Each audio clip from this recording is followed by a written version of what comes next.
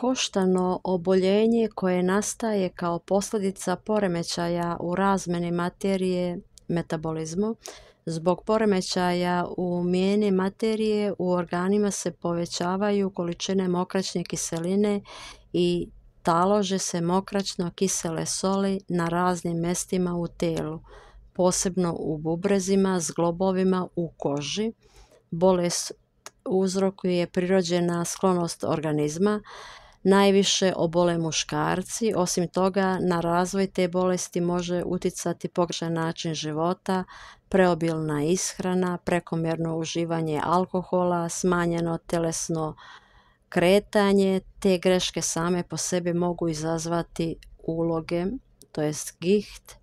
U krvi normalnog čovjeka nalazi se 3 do 4 mg mokraćne kiseline. Mokraćna kiselina proizvod je mijene bjelančevina od kojih je sagrađena jezgra stanice. Događa se da se bolest ne zapazi, iako su porasle količine mokraćne kiseline. Najveći dio mokraćne kiseline izlučuje se pomoću bubrega u mokraću, a manji dio crijevima. Naslage mokraćne kiseline, odnosno njenih kristala, nazivamo tofima. Oni se sporo talože na jednom mjestu, a vidljivi su tek nakon 10 godina taloženja.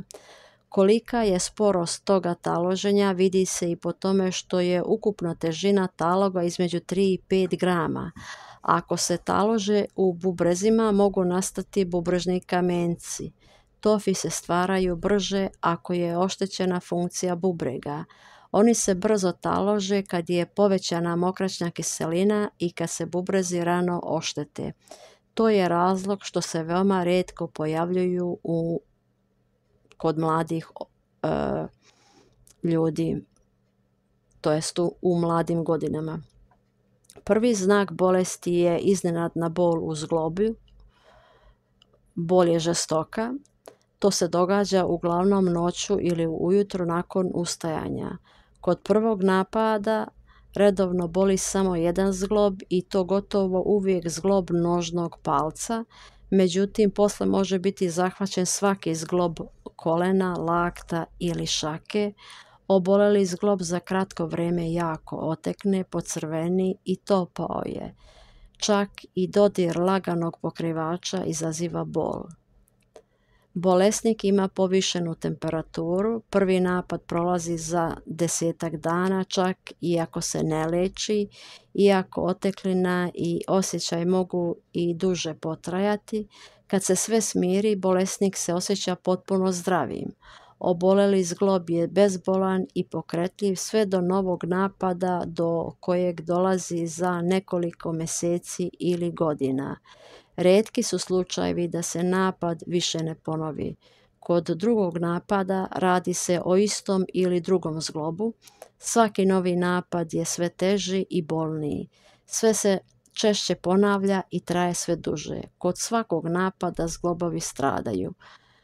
Postepeno dolazi do teškog gihta i deformacije zglobova. Uz to se zglobovi ukoče. Na tom se stepenu pojavljuju tofi. Prva primjetna naslaga tofa javlja se uglavnom na nožnom palcu, a poslije po cijelom stopalu, tako da cipele postaju tesne. Tofi se na tom stepenu mogu znatno povećati, raspasti i procureti. Čest je slučaj da bolesnici izmokre pesak ili sitne kamence, što može biti prvi znak da boluju od gihta. Liječenje čajevima, sastav čaja: 60 g vrbove kore, 60 g listova hrasta, 40 g stabljike majčine dušice, 40 g stabljike kilavice, 30 g listova i cvijeta kantarije muške, 20 g stabljike konjogriza, 20 g trave ive bez žila, 10 g korena koprive, 10 g listova pelina, 10 g stucane crne smrekove bobe, 10 g stabljike rusomače, 10 g listova peršuna, 10 g peteljki od trešanja bolje od divljih trešanja, 10 g listova breze. Pripremanje i primjena čaja. Trave jako usitniti i izmešati. U 1 litru proključale vode staviti 10 g mešavine trava i kuvati poklopljeno na laganoj vatri 2 minute. Kad se čaj ohladi, procediti ga u drugu posudu i dodati mu 2 supene kašike meda i 2 supene kašike svežeg limonovog soka. Piti 3 puta dnevno po 1 decilitar pre i posle jela, a preostali deo između obroka. Umjesto vode pije se čaj od mešavine sljedećih trava: 40 g samlevene šipurike, 40 g listova medveđeg grožđa, 30 g stabljike morača, 20 g korena slatke paprati, 20 g stabljike majčine dušice, 10 g stabljike preslice. Pripremanje i primjena čaja. Trave iseći i izmešati. U 1 litru prokuvane i ohlađene vode namočiti 12 sati 5 g mešavine trava, a zatim kuvati poklopljeno 1 minutu. Kad se čaj ohladi, procediti ga u bocu i piti prema potrebi umjesto vode. Umjesto navedenog osnovnog čaja može se koristiti i čaj od mešavina trava koji je također jako koristan: 80 g stucane crne smrekove bobe, 80 g stucane crvene smrekove bobe,